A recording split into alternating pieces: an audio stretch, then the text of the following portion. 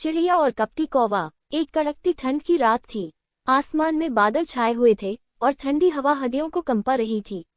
एक कौवा ठंड से कांपता हुआ इधर उधर आसरा ढूंढ रहा था। उड़ते उड़ते वह एक घने पेड़ पर पहुंचा, जहां एक छोटी चिड़िया अपने घोंसले में आराम से बैठी थी। कौवे ने चिड़िया से विनती की, बहन, मैं ठंड से मर जाऊंगा। क्या मैं आज रात तुम्हारे घोंसले में पनाह ले सकता हूँ? चिड़िया दिल की बड़ी दयालु थी। उसने तुरंत कहा, आओ भाई, मेरे छोटे से घोंसले में तुम थोड़ी जगह बना लो।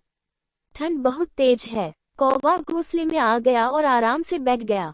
कुछ दिनों तक कौवा वहीं रहने लगा, लेकिन धीरे धीरे उसकी नीयत बदलने लगी। उसने सोचा, चिड़िया का घोंसला तो बड़ा आरामदायक है, क्यों न इसे अपना बना लूं? मैं इसे यहाँ से भगा देता हूँ। एक दिन कौवे ने चालाकी से कहा, चिड़िया बहन, तुम्हारा घोंसला बहुत कमजोर हो गया है, क्यों न तुम इसे छोड़कर कोई दूसरा घोंसला बना लो, यह अब रहने लायक नहीं रहा।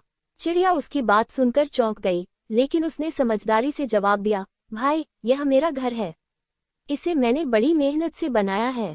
अगर इसे सुधारना है तो मैं खुद इसे ठीक कर लूंगी। कौवे ने अपनी चालें तेज कर दी। वह घोंसले में ज्यादा जगह लेने लगा और चिड़िया को तंग करने लगा। उसने घोंसले का खाना चुपके चुपके खाना शुरू कर दिया। चिड़िया समझ गई कि कौवा उसकी दया का गलत फायदा उठा रहा है। उसने मन ही मन एक योजना बनाई।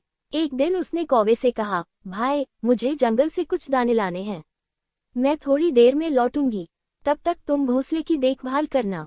कौवा खुश हो गया और सोचा, अब घोंसला मेरा होगा, चिड़िया तो वापस आएगी ही नहीं। लेकिन चिड़िया सीधे अपने दोस्तों के पास गई। उसने तोते, मैना और बुलबुल को अपनी परेशानी बताई। सभी पक्षी उसकी मदद के लिए तैयार हो गए। सभी पक्षी चिड़िया के साथ उसके घोंसले पर पहुंचे। उन्होंने कौवे को घेर लिया।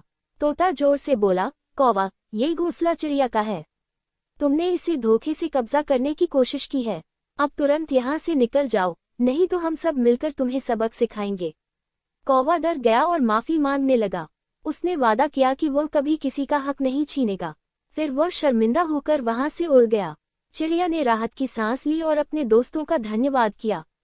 कहानी की सीख, कभी किसी की दया और भलाई का गलत फायदा नहीं उठाना चाहिए। गलत इरादों का अंजाम हमेशा बुरा ही होता है।